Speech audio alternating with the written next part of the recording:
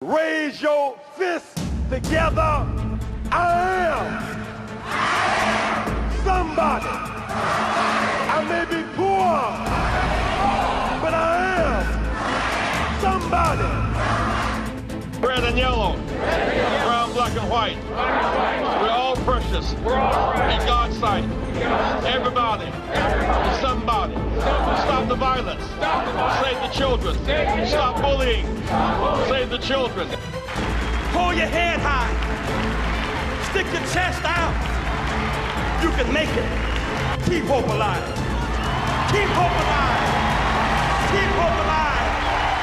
Hi, I'm Dr. Sonia Whitaker, National Education Policy Director for Push for Excellence. And on behalf of the Rainbow Push Coalition, we'd like to thank you so very much for giving of your gift of time and joining us here on our Saturday morning forum. We'd also like to thank Word Network for bringing you to us and us to you. And yet we recognize that there are many of you watching us right now on Facebook Live. If you're doing so, we'd like to ask that you like our page. And for the many of you that prefer to watch us on YouTube, we'd like to ask that you subscribe to our page so that you may gain immediate access to all of the content that we have in store for you. And speaking of content, we can't do this without you. We need your support. And we've made it really, really easy for you to give. In fact, you can choose from one of 3 different options. You can simply take that cell phone in front of you, hold it to the QR code on the screen, and give right on the spot. And if you prefer, you can take that same phone and simply text the word push to 41444. Text push to 41444. You may also consider simply going to our website at rainbowpush.org and clicking on the donate button. But whatever you do, do not move and do not touch that dial. We'll be right back because the push is on. Push for Excellence was founded by Reverend Jackson in 1975. Reverend Jackson challenged America to push for excellence, to challenge America to make sure that every child could have a high-quality public education. And every year we have one fundraiser. It's our Push Excel Dr. Martin Luther King Jr. Scholarship Breakfast. It's held on the actual holiday, the Dr. King holiday. And we invite you, wherever you are, if you can join us in person, we will be at the Marriott Marquis Hotel. And we have this breakfast to, one, showcase our young people, what they're learning, what they're doing, and showcase the possibilities of what young people can and will do if they receive the appropriate investments in them. And then we highlight our scholarship program because we believe that every child should go to school and money should not be an obstacle. And then we showcase our oratorical program, our STEM program, and we want you to help us fund our programs. We have a college-bound program, we have a historic Black college tour, we have all these things for young people and their parents. And so what we need you to do is either join us at the annual scholarship breakfast or you give to us. The tables are $5,000 for corporate sponsors, $1,500 for an individual sponsor. The tickets primarily go to fund scholarships and Push Excel programs.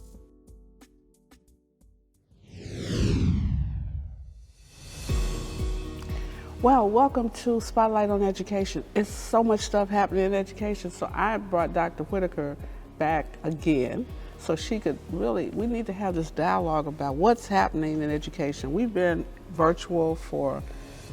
hybrid virtual for the last 4 years. Mm-hmm. We were completely virtual for 2 years of the 4. And so the question is, where is education going? What should we be planning for? For example, we know that restaurants have changed. Mm-hmm. Some restaurants are only doing dinner, some only doing lunch, some are doing breakfast and lunch and dinner. Churches are operating in a hybrid environment for the most part. Some are still not in person. Right. Because of COVID, flu, and the culture has shifted And people, they're not doing everything they used to do every week. Right. I think the term that we are using now is, what is our new normal? Yes. And as you were talking, the first thing that came to my mind is how important it is for us now to think, particularly as it relates to the use of technology, how do we use it to advance student knowledge? How do we use it to connect students to environments outside of just the one that they live in? When COVID first hit, we really responded reactively to the fact that students could not be in person. But Reverend Jeanette, I think, again, that we need to begin to think about, now that we're at this place, now that many school districts have access to technology in ways that they never did before, we need to move beyond responding reactively and responding proactively to addressing topics and issues that matter most. Well, one of the things I've noticed in this environment is we have the capacity to have students. We used to have pen pals when I grew up. That's how, back in the day. I remember pen pals. You had to write a pen pal, and that was a 7-day process for your letter to get to them in Africa or somewhere else in the world. Now, we can Zoom, we can StreamYard, we can go online and talk to people in foreign countries. They can see things about other places that they would not be able to see. You can actually look at the continent and look at countries on the continent and talk to people. And so we can teach geography differently. Yeah, and expand our students' global knowledge, like you said, by having them interact with people from other countries for the purpose of helping them grow and solve the problems that are specific to their countries. I'm wondering, is it more beneficial now for teachers who are working in these under-resourced school districts? For example, how do you teach science if you don't have a lab in elementary school? Can you do that virtually? Can you use artificial intelligence to somehow create an orchestra for students? And I would add value to that in saying how important it is to use technology to expand the reach of the best teachers. And we've talked about this before, in your respective organization. Who are the best teachers of math? Who are the best teachers of social studies? And if they can't physically be in all 5 classrooms at the same time, that goes back to our conversation originally about how to use technology to advance the work. Yes. You know, so that teacher could have a microphone, a screen. She could go in the hybrid learning model while everybody is actually on the property. That way all students gain access to the most qualified teacher relevant to that subject matter. So the question I have for you, Dr. Whitaker, is what do we do? Because as you and I both know, many schools are under-resourced in math. They don't have enough math teachers, or don't have a math teacher, particularly in elementary school. High school, they may have a geometry, not trigonometry, may not have the higher level math. They may not have a science teacher in elementary at all, or no teacher that's qualified to teach science at every school in the district, or music. So we cut music out because I can't afford to buy a music teacher, yet our children need to be exposed to music appreciation and learning to play instruments, because it teaches you math, it teaches you a lot of things. Timing, it teaches you how to work with a team, not playing a sport. So can we, I don't know, what can we do? We got the technology. Yeah, I think we should set up model classrooms. We can have a building with several classrooms, and at every grade level, or primary versus intermediate versus junior high versus high school. These are the model classrooms where the most qualified and competent teachers who have access to this high-level technology is doing the work, right? But not just for students, but modeling for other teachers in the district how to do it. See, I think maybe our professional development, we're going to be doing professional development for teachers and parents. Correct. Because parents, you need professional development. Your kids come home and they got the new math. I remember when our daughter came home with this new math. We learned multiplication tables, and she was, what's that box thing y'all do? The rows, and you add each row, and it didn't make sense. Some technical term, right? Some new stuff, right? Yeah, it was new math. New math. You can't help them. Just say, what did your teacher say? And they try to tell you. But this way, if we have a model classroom for parents, they can go to the math classroom and listen to the math teacher teach that math curriculum to parents. I think that we can do some of this. So what we're talking about now is growing our students academically relevant to using the technology as a leverager to make that happen.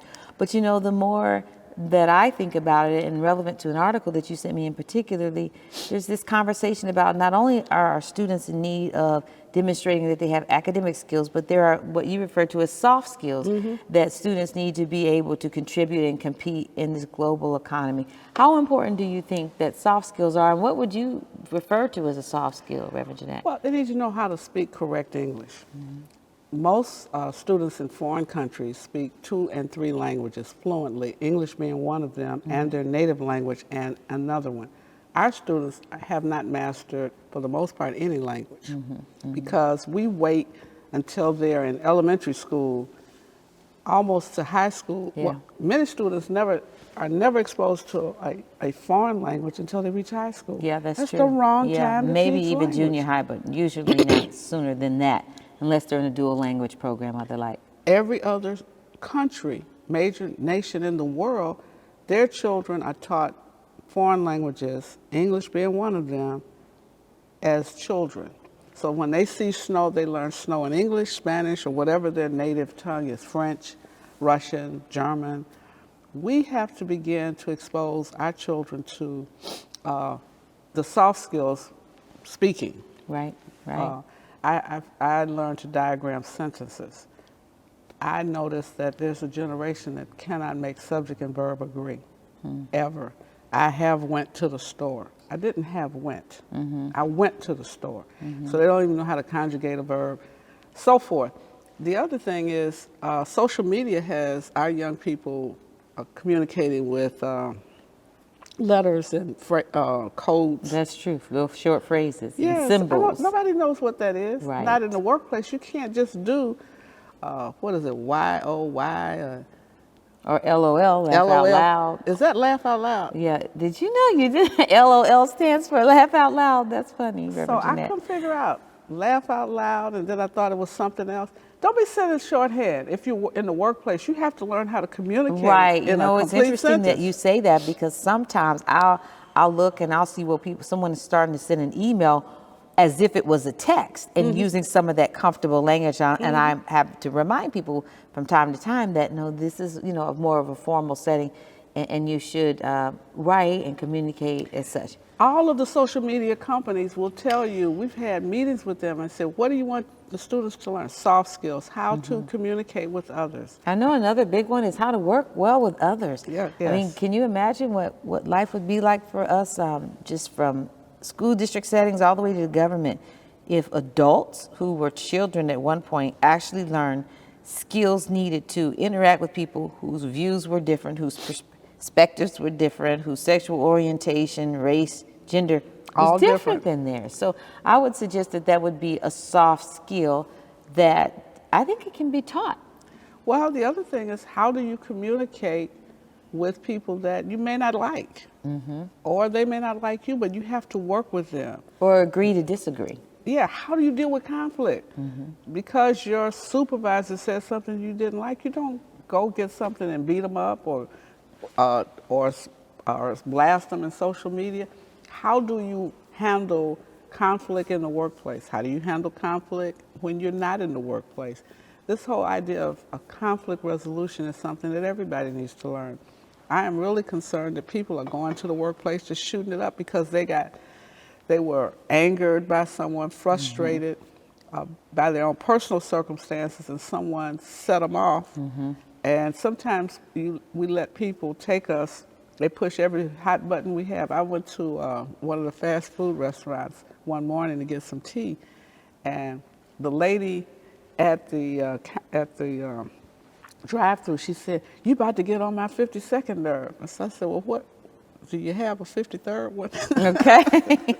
Because if you only Right. got 52, Right. then you have no nerves left. Well, you know what? That actually makes me think about what I would identify as possibly even a new and our final soft skill, and that's the ability to self-regulate. Yes. You know, there's so many apps out here now relevant to helping us stop, breathe, meditate. I was going to name a few, but I don't want to throw out brands. But there are a lot of resources there to calm us down. And after all we've been through worldwide, I think that those soft skills in this area in particular would take us a long way, even at work, as we deal with day-to-day stress. Well, and for all of us, we're in the season of Advent, and the fourth Sunday in Advent, third Sunday in Advent is joy. And the question is, joy is not happiness. It's not what happens to me externally. Like a lot of people waiting what they're going to get for Christmas as a gift. So they be happy if you get them what they were thinking and hoping for. But joy is, I'm having a bad day, but I can make it through. That's really powerful. It's an internal So there's a difference, you're saying, between joy and happiness. I'm only happy because I'm making money, I like my job, I like my family, I'm happy. But I may not have joy because internally I am in conflict with my personal emotions. I feel that others are doing better than me. I don't have any real problems, but mentally, spiritually, and emotionally, I'm off. So I don't have joy. I don't have peace. And yet, so joy is not circumstantial. I don't experience joy as a direct result of something happening, so to speak. No, you have. Is it a mindset, would you say? It's a mindset, it's an emotional state that you get from, in my faith, you get it from God. I can have joy in spite of all that I'm going through. I'm not happy with it. And I may not even like it, but I believe that God is going to take me through. Wow. So how's that for So if you're soft sick and you're skills? struggling, I know you're saying, I can't, I don't know why I have to go through this. Well, you may not know why, but do know that you can make it through. Absolutely. And so in summary, I would say, going back to the school setting, teaching students how to get there in terms of their mindset is really important. And we have to have the staff in place. And people have to notice the emotional trauma that students may be experiencing, because what happens is they bring to the building, to the school, even if it's not a building, they bring to you, the teacher, all of the things that have happened at home. I had to step over dead bodies to get to school. I had to run fast around certain neighborhoods to get to this building where this safe space. But now that I'm here, I'm highly frustrated. Right. Well, listen, we're going to talk about this and many other things at our King Breakfast. More specifically, we're going to be talking about equity in education. We will weave in some parts of the conversation that we had today relevant to equity, meaning what does that look like in terms of preparing our students to compete in the global society. And Reverend Jeanette, you want to tell us a little bit more about the King Breakfast? The Dr. King Breakfast is designed to raise more money for scholarships. So many students have student loan debt. I know you're pressured because you want to go to college, you want to go to a trade school. It costs money and you don't have enough and you're struggling, so you borrow money and you have student loan debt. Well, there are some options for that, and we're going to talk a lot about that, but we want to help you get scholarships. We want to help you do well in school so that you can have a free ride. And many of you can get it if you just know how to apply for it. So at the breakfast, what we're going to talk about is Push for Excellence, the scholarships that we provide. We're going to showcase our scholars. We're going to talk about STEM, science, technology, engineering, and math. We're going to talk about the arts, the performing arts. You're going to see young people who perform. They dance, they sing, they play instruments, and you'll be able to witness all of this because we're saying you can push for excellence in many different ways. When is it? January 16th. It's a fundraiser. It's a showcase of, we got students that are in a school for children with special needs. They're making digital music, and so you get to see that. You'll hear some of our honorees, you'll hear some of our educators, Dr. Whitaker, Dr. Leek, sharing notes for educators. How do we prepare our children for this global world that they live in? And you mentioned Push for Excellence. Be on the lookout. We're looking forward to announcing here on Spotlight on Education again. We are going to be releasing by next week the next date for the next event in our Critical Thinking series. And we are going to focus on equity in education with a straight emphasis on STEM education. It is during this event that we will highlight the STEM program made available through Push for Excellence. Again, be on the lookout for registration. It is free. Visit us regularly at pushexcel.org to obtain more information. So all I can tell you is go to pushexcel.org. You can register for the breakfast. It's a fundraiser, so don't get alarmed by the cost. It's something that everyone can do. If you want to buy an individual ticket, it's $150. I know you say, that's a lot. It's a lot, but yet it's not enough. We're trying to help educate children. We're trying to expose our children on Saturday to programs that will help them have a full education. If you're a business, we're asking you to buy a table for $5,000. That will help us fund our programs, pay for resources. This is a national model. We just created it here. We're asking, some companies can afford to be sponsors. If you want to participate at any level, as an individual, you want to buy a table, as an individual, it's $1,500. If you're a business, tables are $5,000. Your corporate sponsors go from $50,000, $25,000, $10,000, and $5,000. So there you have it. There you have it, a spotlight on education along with information about our up and coming events. Don't touch that dial. We'll be right back. The push is on. Push for Excellence was founded by Reverend Jackson in 1975. Reverend Jackson challenged America to push for excellence, to challenge America to make sure that every child could have a high quality public education. And every year we have one fundraiser. It's our Push Excel Dr. Martin Luther King Jr. Scholarship Breakfast. It's held on the actual holiday, the Dr. King holiday. And we invite you, wherever you are, if you can join us in person, we will be at the Marriott Marquis Hotel. And we have this breakfast to, one, showcase our young people, what they're learning, what they're doing, and showcase the possibilities of what young people can and will do if they receive the appropriate investments in them. And then we highlight our scholarship program, because we believe that every child should go to school and money should not be an obstacle. And then we showcase our oratorical program, our STEM program, and we want you to help us fund our programs. We have a college-bound program, we have a historic Black college tour, we have all these things for young people and their parents. And so what we need you to do is either join us at the annual scholarship breakfast or you give to us. The tables are $5,000 for corporate sponsors, $1,500 for an individual sponsor. The tickets primarily go to fund scholarships and Push Excel programs. Push Excel's goal is to inspire students to strive for excellence in education in spite of personal, family, and community challenges that they might experience. How do we do this? By advocating for educational policies that guarantee equal funding for all students without regard to race or economic standing. By engaging parents, students, and teachers in pursuing high-quality education and striving for educational excellence at every level. And by forging partnerships with community-based and public sector stakeholders in education. Now, Push Excel is a national model program with the purpose of connecting principals, parents, popular personalities, and students in a bond, and to support students at every level on the educational ladder.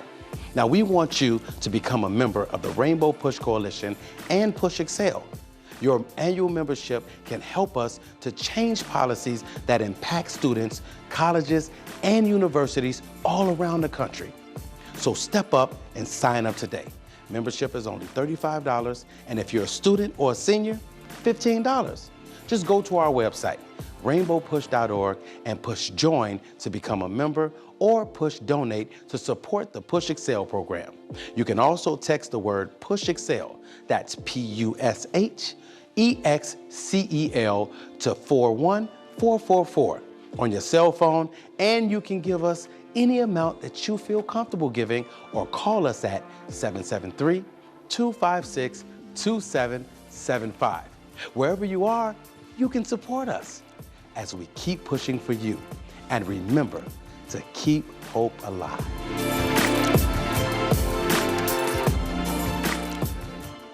When you shop, Amazon gives. Visit Amazon Smile and select Push for Excellence as your charitable organization by starting your shopping at smile.amazon.com. We're excited to get more people involved in Rainbow Push, supporting the programs of Push for Excellence and the Citizenship Education Fund. If you're interested in impacting public policies, if you believe in the scholarships that we give to thousands of students each and every year, you can become a policymaker by becoming a member of Rainbow Push right now. For an annual membership of $35, or if you're a student or senior, $15, you can help us make a difference in the lives of millions. How do you become a member? Visit our website at rainbowpush.org and press join. Or maybe you'd like to support us. You can text the word PUSH, that's PUSH, to 41444 on your cell phone, and you can give any amount you feel comfortable giving. You can also call us at 773-256-2775, or go to rainbowpush.org and push donate. Wherever you are, you can support us as we keep pushing for you. Hey, welcome back. I know you're enjoying this Saturday morning forum, and I want to make sure at the bottom of the screen, www.rainbowpush.org, that you join us. You know, we're launching something incredible, and I want you to be a part of it. And I want to thank those of you who have been contributing, giving, and those who particularly our members. I mean, from Brooklyn, New York, Los Angeles, California, Atlanta, Georgia, Dallas, Texas. I personally go over the reports every week, and I want to thank those of you who have responded to the call. You know, we're feeding hundreds of people this month during our food justice program, and of course it's our anniversary month, and we're launching something only exclusive here on the Word Network. You can see I have on a different pin than I've had on weeks past. It is our commemorative 56th year anniversary. Now, we're getting started early. I know I've talked to you about the 55th year, that's this year, but we're starting early because we really got some special stuff planned for Reverend Jesse Jackson. We want you to be a part of it. I want you, listen, I'm offering this pen to you right now. I want you right now for a contribution. I want you to do 56. I don't want you to do 55. I want you to go $1 higher, 56, and get this commemorative pen. I'm offering it to you. It's got a little bling on it. It's got a little flash and shine to it, because we're really coming out of 22 into 23 in a bigger, better, and more bold way. We can't do it without you. And so you go to www.rainbowpush.org, or you can text PUSH, P-U-S-H, to 41444 and join right now. Listen, I'm asking for 56. Maybe you can do 26. Maybe you can do 106. But I want you to do it because it helps us help others. So many times we've traveled across the country and people say, if I was in Chicago, if I was in the region, I could do this, that, and the other. Guess what? Your contribution speaks louder, your investment speaks louder, and you helping us from where you are. You can swipe. You see at the bottom of the screen the various ways that you can give. And guess what? You can be one of the first people to wear this brand new pen that we'll be wearing for quite a while. And listen, you only get it here on the Word Network. And so listen, follow all the prompts. I want to see your name on the report, and thank you for helping us keep hope alive. Georgia was a repeat of the state of Illinois. We saw Richard Urban with $50 million campaign lose. So the big picture is the Republicans are searching for black political talent, and they can't figure it out. So we know the difference. We black folk, progressives, independents, whatever you want to call it, we know the difference between authenticity in leadership and pumped up leadership. We are, the Republicans, and where politics has come, is we are looking at popularity contest. So Oprah made Oz, and Oz runs for office. He lost too. So the public is not stupid. We know if you're the doctor, be the doctor.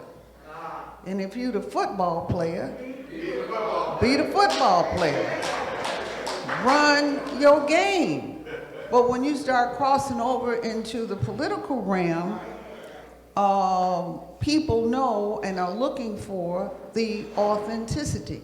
So that's what the Republicans are doing. So I guess that's their diversity plan or their inclusion plan. But they're losing with a whole lot of money. Let's look at the money. The last 4 campaigns in Georgia alone, $1.4 billion. All right, $400 million was spent in this Senate race. This was the most expensive Senate race that we have seen. I'm in the media. $89 million was spent on television advertising. In the last campaign, in a 6-week period. Y'all know how much money that is? How many ads you've got to buy for 6 weeks? Reverend, I'm thinking we need a TV station. Hint, hint, hint. 'Cause that's a lot of money. You could live on a TV station running political ads. Don't take nothing else. We just do political. So my point is, we are seeing a change in our campaigning. People are running propaganda campaigns. We are not running on platforms. We're not running on issues. And we are taking, I don't know what word to use. I'll let you all figure out the word, but we're taking people of poor character. Here you take Herschel Walker, and he's credible as on the football field. But when you run in a campaign, you start talking about werewolves.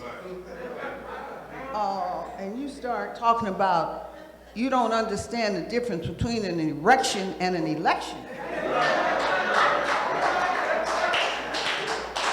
There's trouble in River City. When the crudest thing a man could do, crudest, low down, that a man could do, is a woman is having an abortion with your baby, and you drop her off for the abortion, and I'm gonna wait for you in the parking lot. It don't get no worse than that, y'all, okay? You go to Walgreens and get your wife's prescription, you probably go in to get the prescription. That is crude. So I think the Republicans are looking for talent, and they're looking in the wrong places. They're looking for popular black people. Now, but they're not looking for credible. Here's another point that I want to make, and it's a big point. It is the civil rights factor in these campaigns. Reverend Jackson laid the groundwork. He laid the blueprints.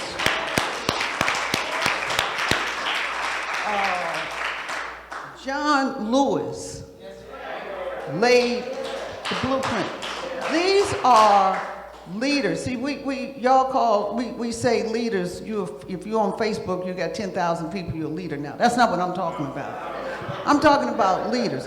Bob Starks. You want to know the Chicago connection? Bob Starks organized Chicago for Harold Washington. My point is, the civil rights factor is missing for these campaigns. The civil rights people did not organize campaigns. They galvanized voters. There is a difference. That is a cultural shift, a cultural change in the voting population, not I gotta go vote. There is a difference. Ministers, you all have a role to play. It is a big role to play. Because the voters go to your church, and you have to tell and preach about the difference between, since the Republicans gonna go get some black candidates, y'all gotta preach about the difference between this one, the werewolf, and Warnock from Morehouse, and the minister of Ebenezer, and the minister went to Harlem and studied in the Adam Clayton Powell Church and in the Liberation at Theological Seminary with James Cohen on black liberation. Warnock is in that lineage of, Roland Burris, who was an executive director here at PUSH, Senator Carol Moseley Braun, Harold Washington, Barack Obama, and Jonathan Luther Jackson. How do we thread that needle historically? Because this is the first of many firsts. Yes, sir. I give Bishop Brand a hand for that question. I think having been around for Reverend Jackson's 2 presidential campaigns, they were not running for an office. He was running for the people's issues. Remember, everything that Reverend did, he started, one part of the campaign was looking at the family farmer and how they were being overtaken by these large conglomerate farms. And he went to family farms all across the country, particularly in Appalachia. And then he talked about the coal miners and how they were inhaling coal dust. No presidential candidate went down to the coal mines to look at the conditions that they were forced to work and live under, and no one was challenging those conditions, the environmental impact of those things. As he moved past Appalachia and looked at the plight of African Americans, one of the things that Reverend Jackson looked at were the whole Democratic Party rules, how you could run real hard and get a percentage of the vote, but if you didn't get the majority, and whoever won the majority of the percentage of votes cast, they were the winner. It was that winner take all. He changed the policies that caused people to get elected to office. He began to look at all of the issues that we faced as people of color. Went to Mississippi with Reverend Jackson. I thought I knew the law, I really did. And so we get to Mississippi, people had to register in the city where they lived and the county just to register to vote. Reverend Jackson, you can't register, that's to register twice, to win once, that doesn't even make logical sense. Nobody had complained about that. Went to churches where, I know he remembers, a man was running for county supervisor. They burned the church next to the gas station where the man worked, saying, you're not gonna win, and if you do, this is what will happen. Now, I was ready to come back to Chicago. Our candidate here, who wasn't even a candidate at that time, this was a Southern Crusade for voter registration. He goes, we praying at this burned out church, and I'm thinking they're gonna come back, Meeks, and burn us up, because we're in Mississippi. And so what I'm saying is Reverend Jackson did not run for an office. He ran on the policies and the issues that were impacting poor people, black people, brown people, and even poor white people. That Appalachian tour was just an amazing look at how America has abandoned the least of these. And so when you come back to look at this election, we now see those 11 states, southern states that Reverend ran a Southern Crusade in 1983. Those are the same southern states that are moving across the country with this states' rights agenda, this independent legislative theory where Republicans will say, we want to draw lines so that we win. The lines were, district lines were drawn before so that more African Americans and people of color could get elected to office. Now, in North Carolina, Reverend's home state, they are trying to draw lines so that Republicans could be elected to office.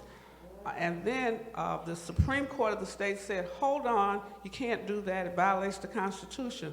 These Republican legislators said, oh no, we're in charge of doing what we want to do. It's called the independent legislative theory. Most of you never heard of it. Most of us never heard of it. That is the states' rights agenda that Jesse Jackson Jr. talked about 20 years ago. He kept telling us about the Constitution. We would get frustrated. I don't want to hear that states' rights stuff. It is now, here we are in 2022, It is a states' rights move across this country. Reverend Jackson, you talked in our staff meeting about the Warnock victory being a real-time rainbow coalition of progressives, African Americans, labor, not a blanket, but a patchwork of politics. Talk about that impact, because it mirrors 84, 88 in a way that affords us an opportunity not to just do it in Georgia, but do it anywhere in the country. Well, we should appreciate the victory when we see it. Bible talks about removing the ancient landmarks. But I submit to you that several 100,000 white people voted for Warnock too. So several 100,000 white people voted for Warnock as well, because it's a rainbow campaign. You see, there are not enough blacks in Georgia to win that campaign. Registered to vote and participating. The fact of the matter is that we put it together. And he reached out to the Native Americans, reached out to Latinos, he reached out to the people who organize as workers. And so you cannot meet me in Chicago just on black vote. LA, black vote, it has a role to play. It may be the base vote, where the moral authority comes out of slavery and segregation. But we need a rainbow of votes. Say rainbow. We must learn to live beside just, we're behind the wall. On both sides of the wall, people are ignorant of each other, afraid of each other. Ignorance leads to fear, fear leads to hatred, hatred leads to violence. When you remove the ignorant barriers, a lot of stuff falls with that. Now, on one side the fence got green grass, the other got parched earth. We want more green grass for everybody, right? Now, my point is that what happened in Georgia is that state slavery laid the groundwork. Tremendous voter registration work the year before. Tremendous voter registration. And our people are coming on their own now. In Chicago, we can't blow it here, either by getting carried away. It took a long time to get to City Hall in Chicago. It's a long time to get to City Hall in Chicago. We ought to hold on to it now. So hold on to it. Hold on to it. Hold on to it. So, Churchill Walker was a football player. I'm a Harlem football player. I played football too. Some football players make sense, and some don't. Churchill Walker lived in Texas. He attended the University of Georgia, played football, not to learn much. He sounded like an educated man, because he's there as a toy, but doesn't play football. He's not there as a serious political leader. So we deserve better than that. And if they had a reasonable candidate, he may have won. His campaign was 95% white. White people put him to punish us. They put Clarence Thomas to succeed Thurgood Marshall, to punish us. Clarence Thomas was to succeed Thurgood Marshall, was humiliating us. Look what they got now.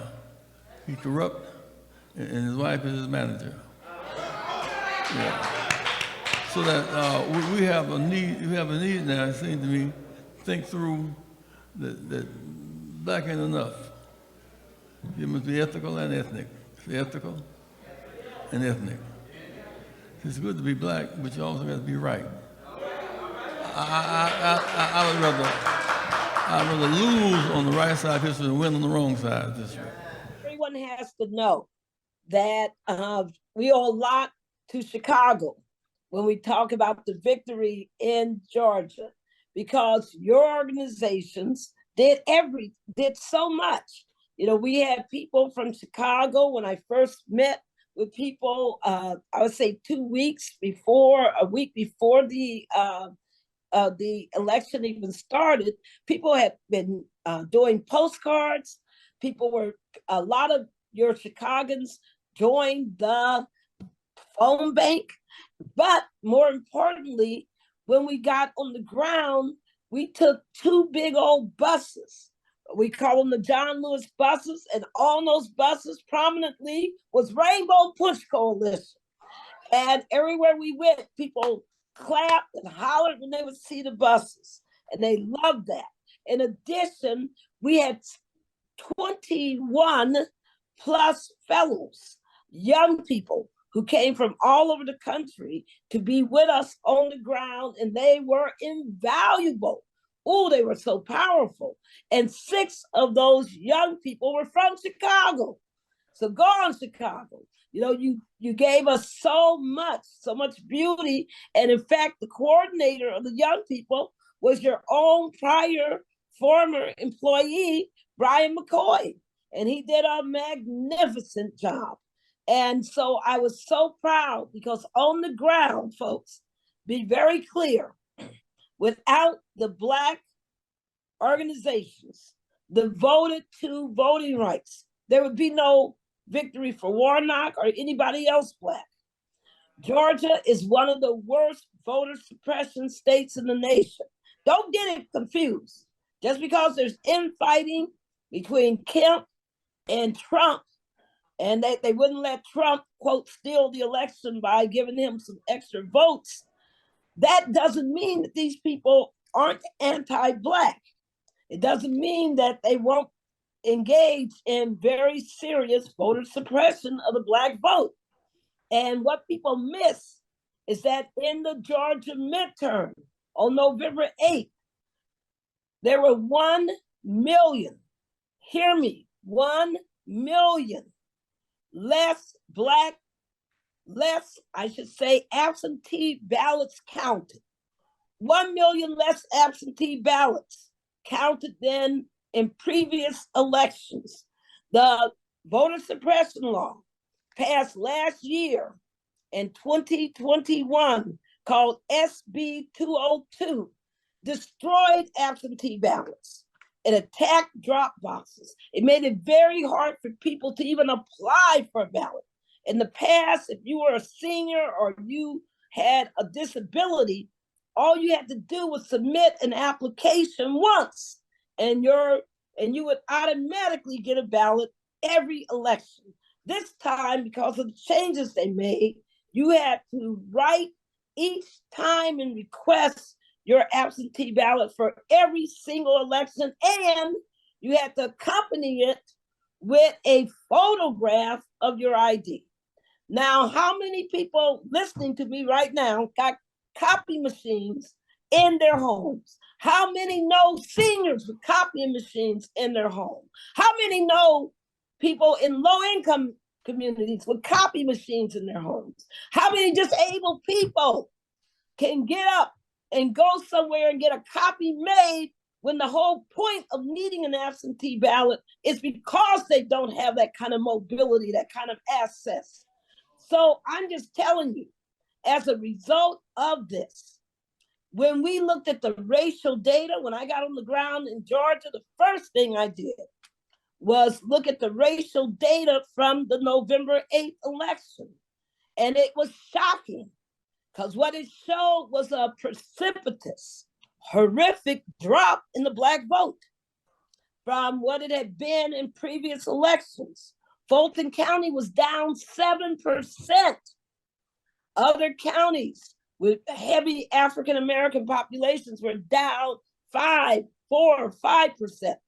Now, percents sound like, just little averages, but let me tell you, every time you talk about one, it's about thousands, tens of thousands of votes, less votes. So I immediately shared all that with all my comrades, all my partners, and in fact, the data came from was shared with me by the great Coalition for the People's Agenda, and I shared it with Black Voters Matters. I shared it with the Hip Hop Caucus. I shared it with the Georgia NAACP, with the Southern Christian Leadership Conference, with all of these amazing groups in Georgia. And I said, folks, we got to change our strategy about what we do in order to win. We got to have a much more focused strategy on these communities. Now, there's a tendency for us who are organizers to say, well, I've been in that community. I did this organization in 2020. I know those people know how to vote, etc. No, that's not true. Every single election, you have to go and tell the voters that you need their vote. You got to tell them how to vote. You got to support them in doing the vote. You got to be there for them. You can't assume just because you did it once before, you don't have to do it again. You got to do it every single election. And as a result, we refocused our energies tremendously on Fulton, Gwinnett, Cobb, DeKalb, all those counties surrounding Atlanta, and Atlanta heavy. And we spent a lot of time doing everything. Let me tell you, folks, because of that absentee balloting problem, we actually went to senior apartment complexes, because the people who suffered the most from the voter suppression were Black seniors. So we literally drove those John Lewis buses, our two big 55 passenger buses, and our Sprinter vans and our private cars, and we took seniors to the polls. That's what we did.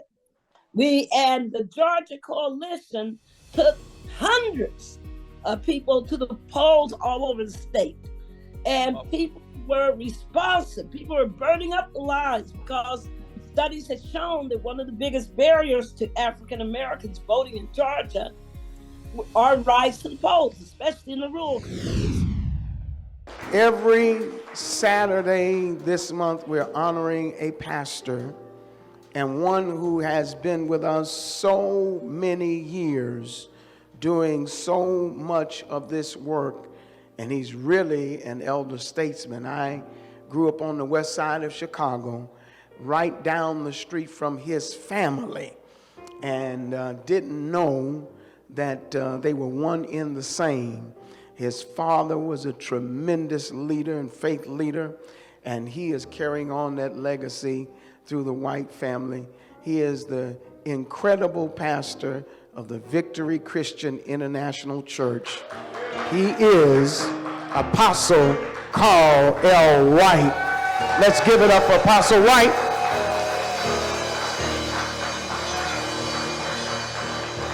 Dr. Meeks, come help me present this.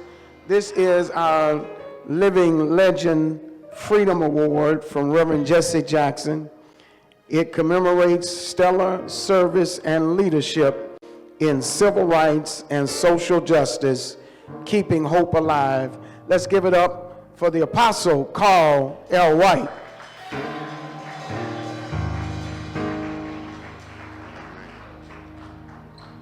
Oh man, this is a great honor for me. I gotta cry because I've been with Pastor Jackson. He's our pastor of civil rights movement.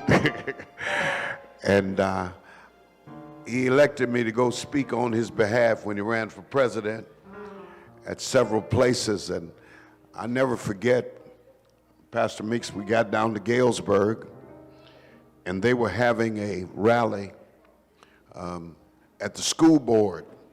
And I called Pastor back. I know nothing about politics. And I said, they're having a school board rally here, and me and Pastor Reddick are out in the van. Should I go in and speak?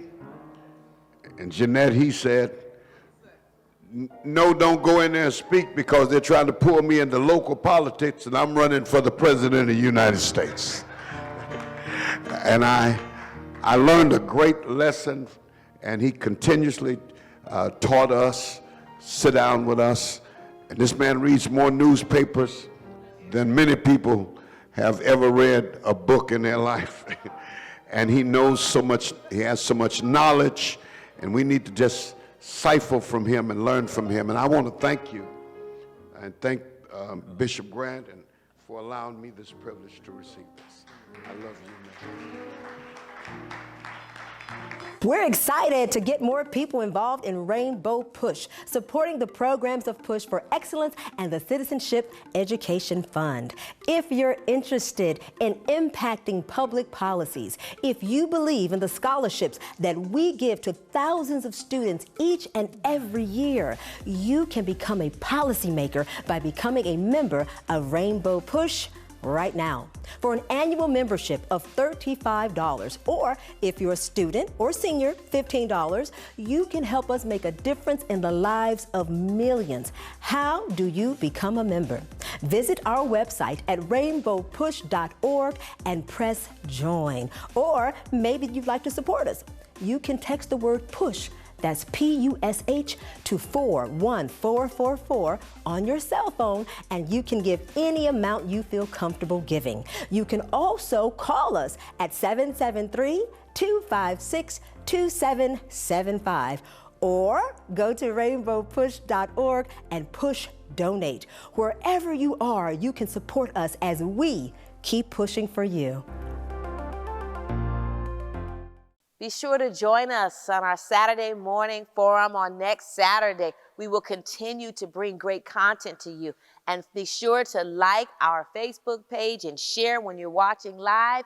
And if you're watching us on YouTube, because that's what you prefer to do, be sure to subscribe to our page so you can continue to get up-to-date information about what is occurring in our organization.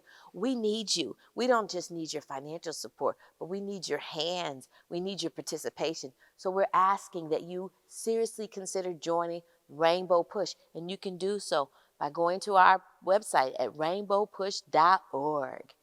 Keep hope alive. We are sanctuary. We are a sanctuary. When I think of Rainbow Push, I think of two words: social justice, education advocacy, political empowerment, freedom and equality, corporate partnership. Stop the violence. Save the children. Don't get in, shut it down. If we don't get in, shut it down. Political change, inclusion, evolution, progress, justice. Jesse Jackson. Keep hope alive. Keep hope alive.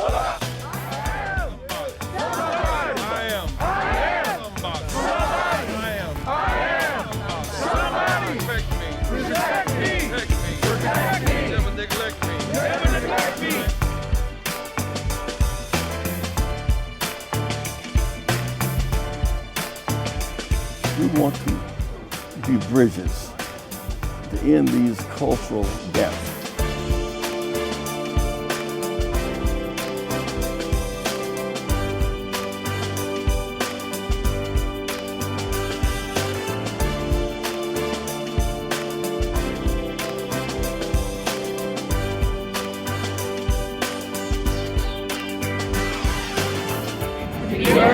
Going forward. By hope. Not backwards. By fear.